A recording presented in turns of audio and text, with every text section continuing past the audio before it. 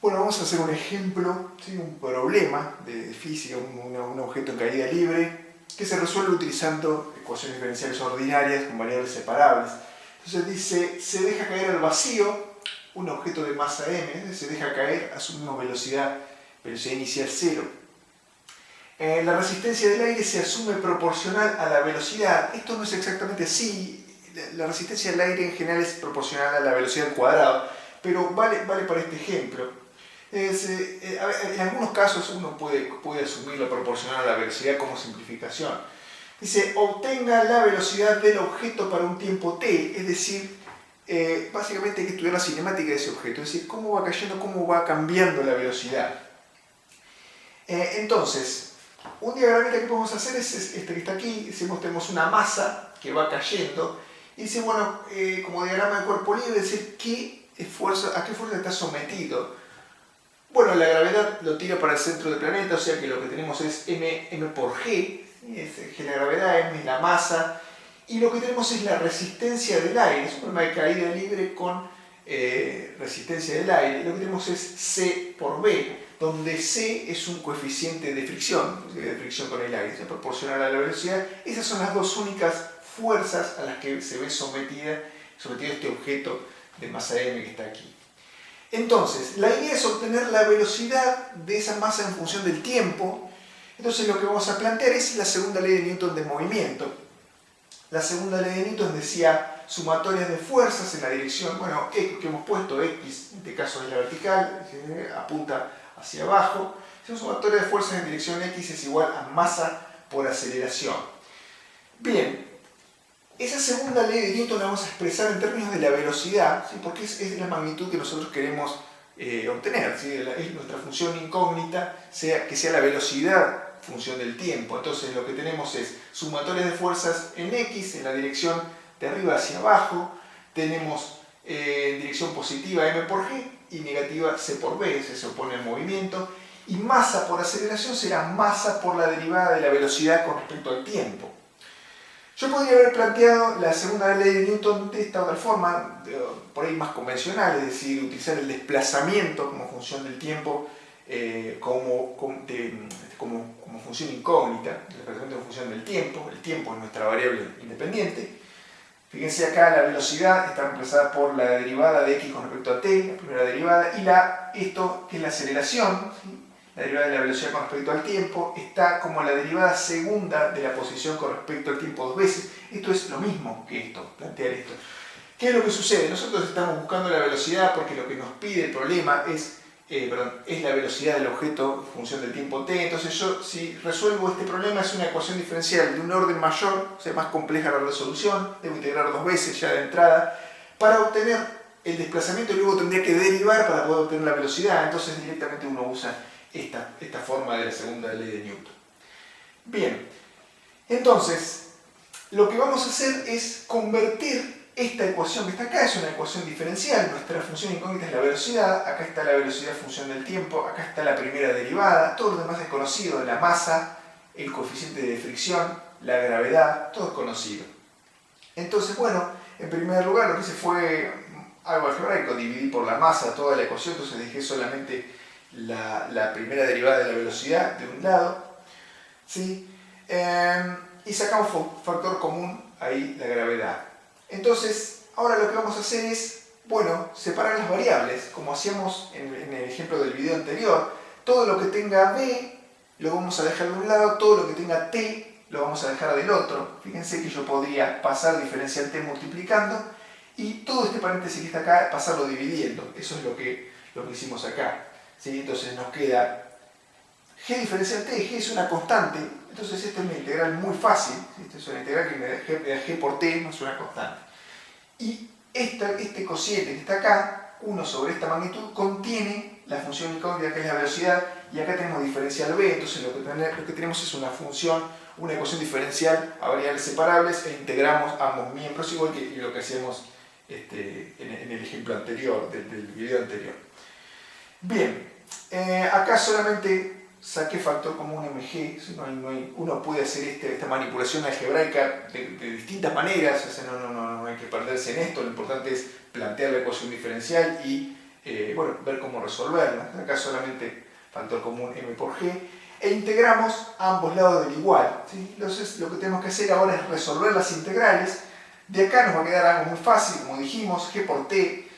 Y acá vamos a integrar para obtener la función de velocidad, que es lo que a nosotros nos interesa. La función incógnita es la velocidad, que es función del tiempo. Entonces resolvemos las integrales. Eso es lo que nos había quedado. Esta integral dijimos es muy fácil. Esta la vamos a resolver utilizando el método de sustitución, que aprendimos en análisis 1. Vamos a hacer el método de sustitución. Esto no es algo nuevo, pero sí vamos a hacerlo para llegar al resultado final.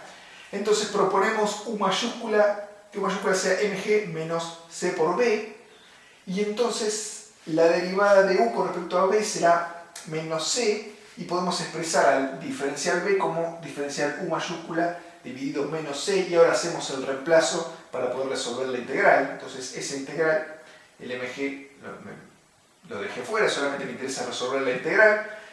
Entonces lo que hacemos es reemplazamos mg menos c por b por u, y este diferencial b por diferencial u sobre menos c, este 1 sobre menos c quedó afuera. Entonces esta integral es muy sencilla, es un logaritmo. Entonces logaritmo natural de u. Bien, nosotros tenemos que tener aquí dentro del logaritmo algo que sea mayor que 0, ¿sí? Para que la función logaritmo esté definida. ¿Ese u es mayor que 0? Bueno, sí. O sea, si esta masa sigue cayendo, m por g será siempre mayor que c por b. Entonces esto siempre va a ser mayor que esto, y entonces la resta nos va a dar algo positivo. Si pasara al revés, si pasara que esto en un momento es mayor que el otro, bueno, pasaría algo extraño, ¿no? La masa va cayendo y vuelve a subir arriba en algo que no pasa, digamos. No pasa por lo menos en este universo. Entonces, eso que dijimos recién, ese razonamiento nos asegura que u es mayor que 0, entonces esto funciona perfectamente. Reemplazamos nuevamente, u la habíamos definido como mg menos c por b, y esa es la resolución de la integral. Entonces la ecuación diferencial la reemplazamos en esta ecuación. Esto, como dijimos, era una integral muy fácil, g por t más una constante. Por supuesto, constante dejamos una sola, acá integramos a ambos lados, pero la constante es una sola, se agrupan todas en una sola. Y tenemos el resultado de la integral, mg por esto. ¿Sí? Recuerda que el mg lo habíamos dejado afuera acá. Entonces, mg por este resultado, y aquí está. Bien, entonces, de alguna manera uno ya tiene el resultado acá, porque obtuvimos la función velocidad, está dada de manera implícita, está dentro de un logaritmo. Entonces me gustaría despejarla, y eso es lo que vamos a hacer. Vamos a despejar la velocidad de acá adentro. Entonces, en este caso está primero la condición de inicial, es un problema de valor inicial. Decimos, bueno, tenemos b en 0 igual 0, dijimos se deja caer un objeto al vacío, entonces asumíamos que la velocidad de origen era 0, entonces podemos reemplazar acá y ya obtener cuánto vale la constante.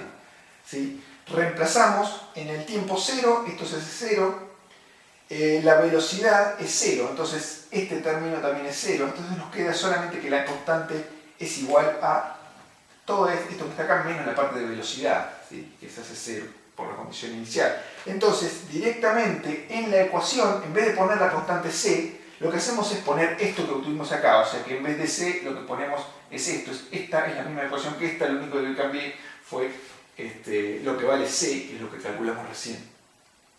Bien, y ahora sí procedemos a tratar de obtener la velocidad desde ahí adentro. Vamos a tener que utilizar alguna propiedad del logaritmo, ¿sí? Ahí tenemos la gravedad, está multiplicando en todos los términos, podemos cancelarla. Entonces nos queda esta otra expresión. Ahora esto va a seguir de aquel lado, ¿sí? Lo único que falta es la gravedad por acá. Bien, entonces despejamos la velocidad. Ahora esto es lo que teníamos recién. Bien, acá lo que hicimos fue, bueno, deshacernos de esto, o sea, pasamos el c multiplicando y pasamos el m dividiendo. Entonces fíjense que acá en vez de t quedó c y m, los signos quedaron al revés. Lo único que hicimos fue dejar solito el logaritmo de este lado. Entonces acomodamos todo lo que no tenía el logaritmo que nos interesa, que es el que tiene la velocidad, lo pusimos todo del otro lado, y ahora lo que vamos a hacer es aplicar propiedades de logaritmo. O sea, uno dice, el logaritmo es la función inversa de la exponencial, entonces e elevado al logaritmo de esto nos da exactamente esto que está aquí por propiedad de función inversa. Bien. Entonces, lo que dijimos recién, aplicamos esa propiedad que decimos que la exponencial es la inversa del logaritmo, entonces e elevado al logaritmo de este paréntesis nos da exactamente el paréntesis, y lo que quedó de este otro lado, bueno, también está elevado a la e, digamos, si aplicamos esa propiedad, la tenemos que aplicar a ambos lados del igual, por una cuestión de no cambiar la ecuación algebraica que teníamos.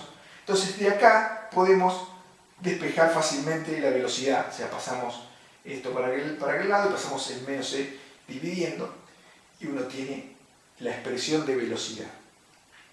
Bien, ¿qué pasa? Esto es algo genérico, uno puede darle cualquier valor de la fricción, la masa puede ser cualquiera, el planeta puede ser cualquiera, ¿sí? O sea, uno puede cambiar la gravedad en esta fórmula, acá está la fricción, ya lo dijimos. En algún caso particular decimos, bueno, planeta Tierra, gravedad 9.8, la masa vale 1 kilogramo, el coeficiente de fricción 0.1 kilogramos por segundo, y este es el resultado que se obtiene, es decir, cuál es la velocidad en kilómetros por hora a medida de que pasa el tiempo. Una vez que arrancamos de velocidad cero, que fue cuando nosotros largamos, empezamos a medir el tiempo, pasan una cantidad cierta de segundos, y lo que tenemos es cómo aumenta la velocidad. Y lo que sucede es interesante, o sea, fíjense que la velocidad aumenta, pero no aumenta indefinidamente. En algún momento esta fuerza, m por g, se equipara o está al borde de equipararse, es un infinitésimo mayor m por g que c por b, entonces eso sigue cayendo pero a una velocidad constante. La velocidad constante en este caso da 350 km por hora.